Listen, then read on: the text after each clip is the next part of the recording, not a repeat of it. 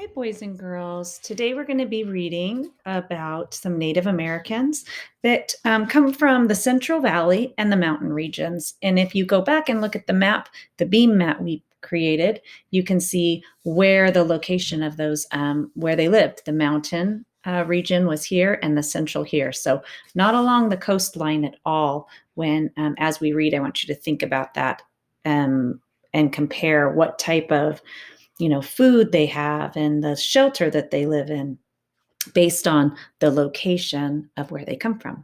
So go ahead and take your books out and open up to page 76, Lesson 4, The Central Valley and Mountains. And please follow along. When I was a small girl, I went on root digging trips with my mother and helped her to collect plenty of roots to dry for winter use.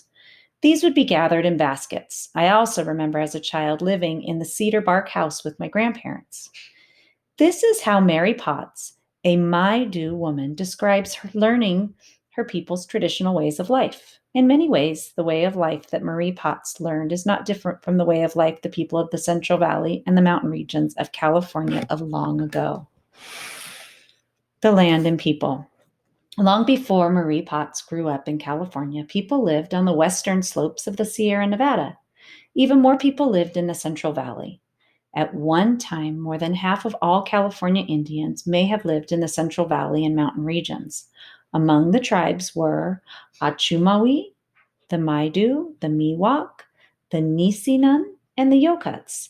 The climate of Central California supported a large population. As in other regions of California, there was usually plenty of food. There were animals and fish and many plants, nuts, and berries to eat.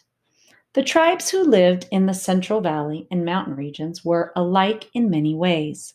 Most groups spoke related languages and used similar kinds of natural resources. At different times of the year, they traveled to different places to enjoy better weather and to gather food. In summer, for example, people traveled to higher elevations to escape hot temperatures in the Central Valley. As in other places in California, basket making was a common activity. Tribes in the Central Valley and the mountain regions produced many basket designs. Before you move on to the next page, which we're going to read shortly, be sure you take a look at the text features. Read your captions, look at your map, as well as your illustrations.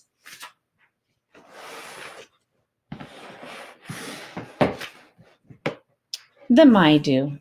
The Maidu were one of the largest tribes in California. Most Maidu lived along the tributaries of the Sacramento River, including the Feather, Yuba, and American rivers. Others lived in the foothills of the Sierra Nevada. The Maidu lived in village groups. Each group was made of about 3 to 5 villages around a main village. The villages in a group shared a hunting and fishing area. Most Maidu villages had fewer than 10 houses. Some houses were made of tree branches that were tied together in a cone shape and then covered with bark. Other houses were made with poles and covered with brush and dirt. The Maidu were skilled hunters, but they had several staple or main foods. Among them were acorns. The Maidu sang this song when they harvested acorns. They believed it would help them have a bigger harvest. The acorns come down from heaven. I plant the short acorns in the valley. I plant the long acorns in the valley. I sprout. I, the black acorn, sprout. I sprout. Many villages had a special building for storing extra acorns. This building was called a granary.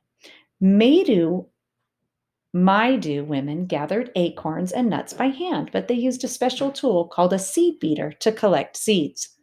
The women hit grasses with the seed beater, which caused the seeds to fall into a basket.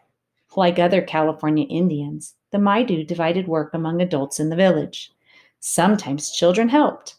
This way of having different workers do different jobs is called division of labor. Division of labor made it easier for the Maidu to meet their needs. The people worked together for the good of the village. In division of labor, people specialize. To specialize is to work at one kind of job and learn to do it well. Some men made arrow points or bows, others made fishing nets or other kinds of tools. Women made baskets and prepared food. Again, boys and girls, don't forget to look at these captions and the pictures that to show you what is going on.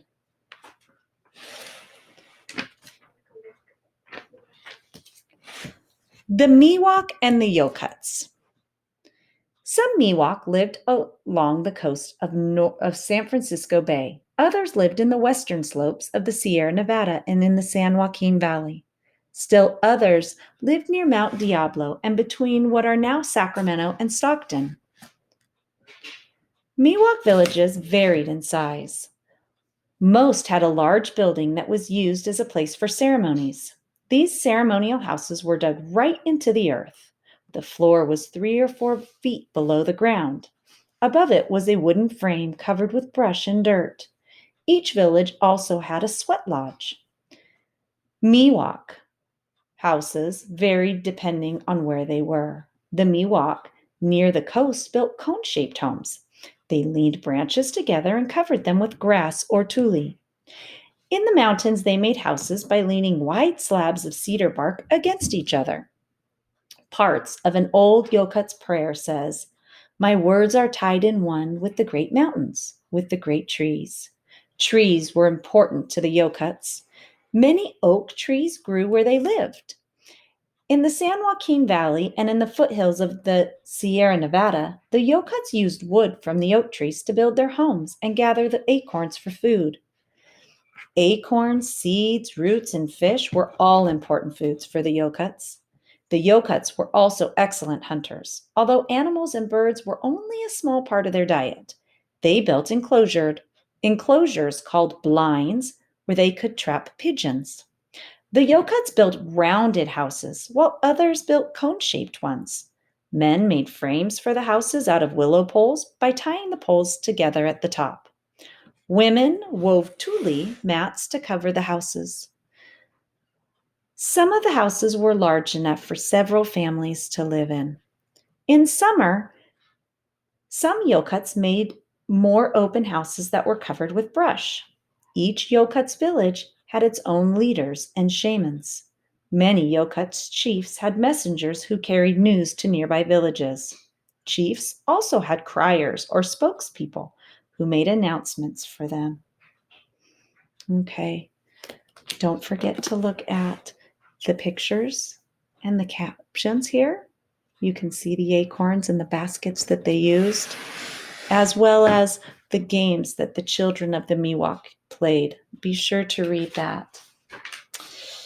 I'm not going to read aloud about the California Indian artifacts, but you should take a look at page 82 and 83 to see some of the special Indian things that were made or left behind. We have bowls and necklaces. And tomorrow we will be reading about the desert region. If you need to go back and listen again, feel free to do so. You can also read it on your own.